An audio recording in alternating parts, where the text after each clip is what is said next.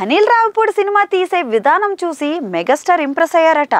ఇక Tollywood hit mission గా director Anil Ravipudi తాను చేసిన ప్రతి సినిమాతో హిట్లు కొడుతూనే ఉన్నాడు. పటాస్తో డైరెక్షన్ మొదలుపెట్టిన అనిల్ రావిపూడి ఈ సంక్రాంతికి వస్తున్నాం సినిమాతో వరుసగా 8 సినిమాలు 8 హిట్లు కొట్టాడండి.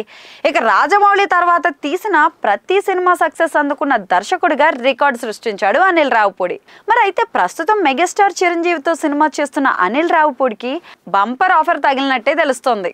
అనిల్ రావిపూడి సినిమా తీసే విధానం చూసి మెగాస్టార్ ఇంప్రెస్ అయ్యారట.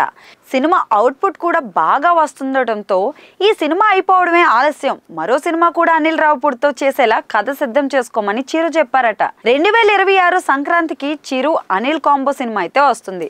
మరి ఈ సినిమా హిట్ పడితే వెంటనే మరో మెగా మూవీ ఛాన్స్ వచ్చినట్లే అని అనుకుంటున్నారంతా. బోలా శంకర్ ఫ్లాప్ తర్వాత చిరంజీవి విశ్వంబర సినిమా అయితే చేస్తున్నారు. ఈ సినిమా ఈ పాటికి రిలీజ్ అవ్వాలి, కానీ విఎఫ్ఎక్స్ వర్క్స్ లేట్ అయిపోవడం వల్ల లేట్ అవుతూ వస్తుంది.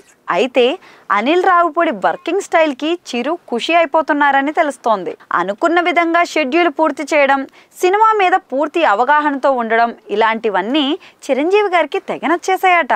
అందుకే హిట్ కొట్టు మరో ఛాన్స్ పట్టు అనే ఆఫర్ కూడా ఇచ్చారంట మన మెగాస్టార్ చిరంజీవి. అసలైతే చిరు సినిమా తర్వాత అనిల్ లిస్ట్ లో కింగ్ నాగార్జున ఉన్నారు. ఎందుకంటే ఇప్పటికే వెంకటేష్, బాలకృష్ణతో సినిమాలు చేసిన అనిల్ చిరుతో ఎలాగో చేస్తున్నారు కాబట్టి నాగార్జునతో కూడా చేస్తే సీనియర్ హీరోల నలుగురితో చేసిన రికార్డ్ అయితే సృష్టిస్తారు. మరి అయితే అనిల్ రావిపూడిలో విషయం ఉంది కాబట్టే స్టార్స్ ని మెప్పించి ఇలా వరుస హిట్లు కొడుతున్నారని చెప్పొచ్చు. సో చిరు సినిమా హిట్ పడితే మరోసారి అనిల్ చిరు మూవీ ఉంటుందని అయితే ఫిక్స్ అయిపోవచ్చు.